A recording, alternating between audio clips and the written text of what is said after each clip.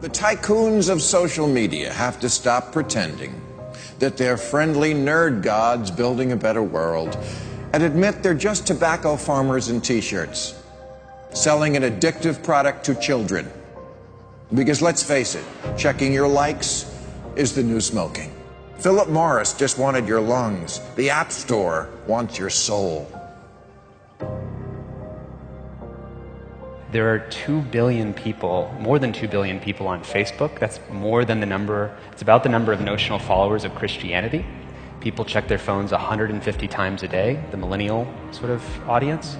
And so if you think about it, from the moment you wake up, it's like you're jacked in to this environment. And thoughts start streaming into your head, designed by a few technology companies. What we find is the typical person checks their phone every 15 minutes or less.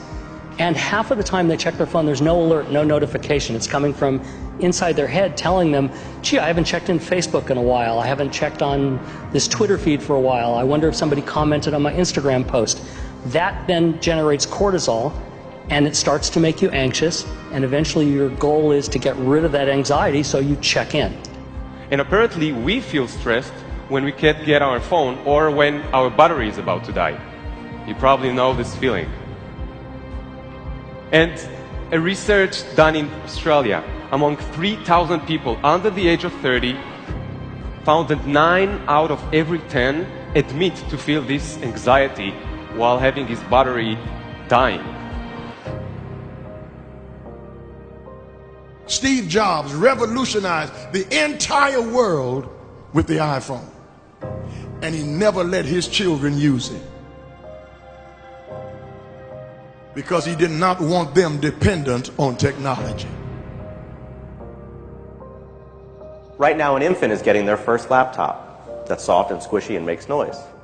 Right now, a child is being born online and being favorited and retweeted.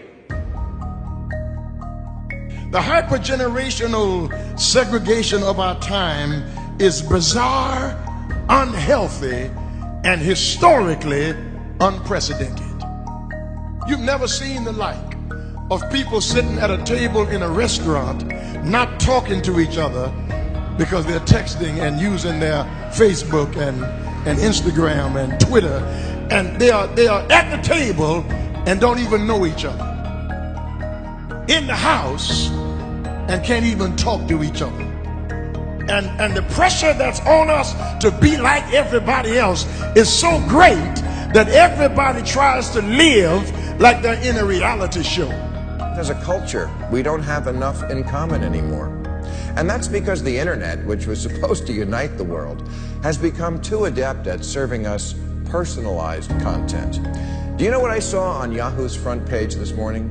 No, you don't, because mine isn't the same as yours.